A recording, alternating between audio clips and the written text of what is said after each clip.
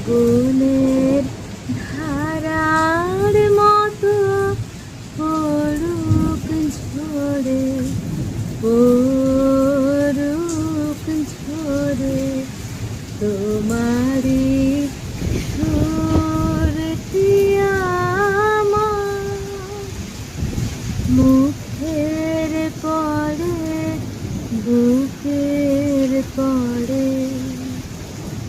শ্রাবণের ধারার মতো পড়ুক ঝরে, পড়ুক ঝরে পূরবের আলোর সাথে পড়ুক প্রাতে দুই নয়নে।